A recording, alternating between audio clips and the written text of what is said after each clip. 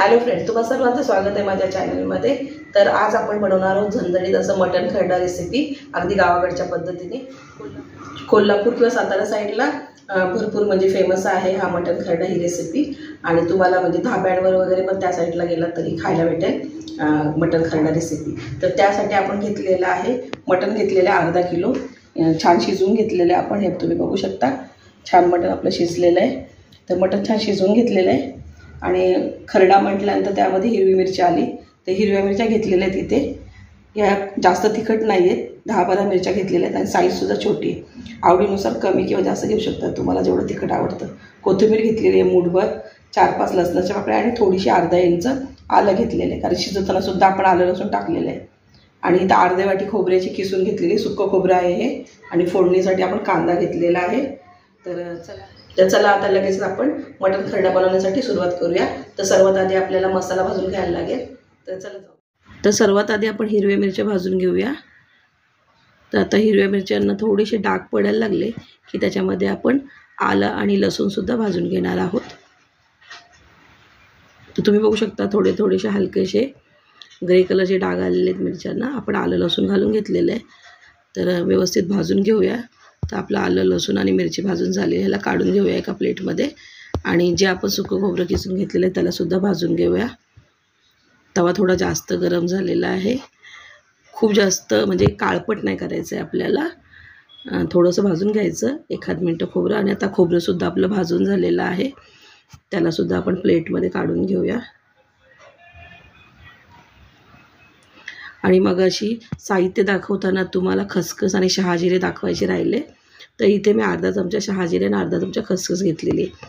त्यालासुद्धा गॅस बंद करून भाजत आहे, पण गॅस बंद केलेला आहे मी आणि ते भाजून घेतलेलं आहे। तर आता वाटण रेडी झालेलं आहे, त्याच्यामध्ये आपण मूठभर अशी कोथिंबीर टाकूया। आपण जो मसाला भाजून घेतलेला ना, त्याचं छान असं वाटण करून घेतलेलं आहे बघा, मिक्सरमधनं वाटून घेतलेलं आहे तो मसाला। आणि हे शिजवलेलं जे मटण आहे, जर कोणाला म्हणजे हवं असेल मटण कसं शिजवायचं, तर ते ऑलरेडी मी माझ्या बऱ्याच व्हिडिओमध्ये सांगितलेलं आहे, त्या सर्वांची लिंक मी तुम्हाला डिस्क्रिप्शनमध्ये देईल। तर चला आता आपण मटण खरडा बनवायला सुरुवात करूया। तर सर्वात आधी तर कढईमध्ये 3 ते 4 चमचे तेल घालून घेतलेलं आहे मी। आता इथे खडे मसाले घालूया। त्रिफूल, दालचिनी आणि तेजपत्ता हे आपण तेलामध्ये घालून घेतले। त्यानंतर एक मोठ्या साईजचा बारीक चिरलेला कांदा आपण छान म्हणजे लालसर होईपर्यंत परतून घेणार आहोत। कांद्याचा कलर आपला चेंज झालेला आहे, कांद्याचा कलर लालसर झालेला आहे। आता आपण जे वाटण बनवून घेतलेलं ते याच्यामध्ये परतून घेऊया। तर वाटण घालून घेतले आपण, छान तेल सुटेपर्यंत परतून घ्यायचं।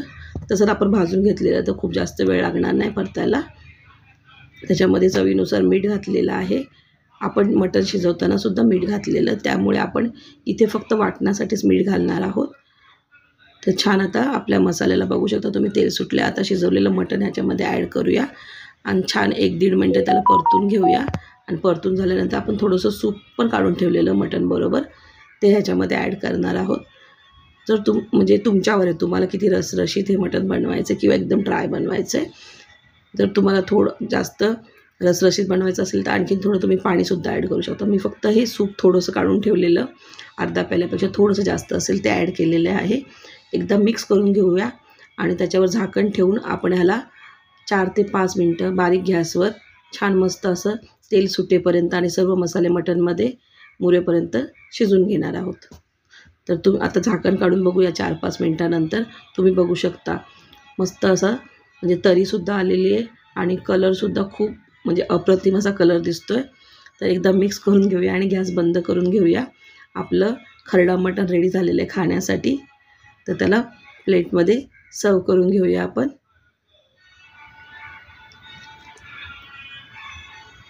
बघू शकता किती टेम्पटिंग असं दिसतं।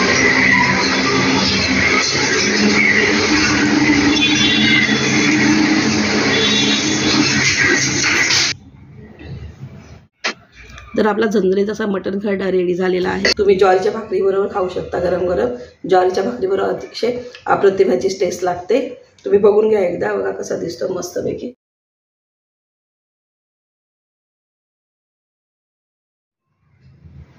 तुम्हाला जर ही मटण खरड्याची रेसिपी आवडली असेल तर व्हिडिओला लाईक करा, शेअर करा आणि चॅनेलला सबस्क्राईब करा. चला भेटूया पुढच्या व्हिडिओमध्ये. तोपर्यंत बाय सर्वांना.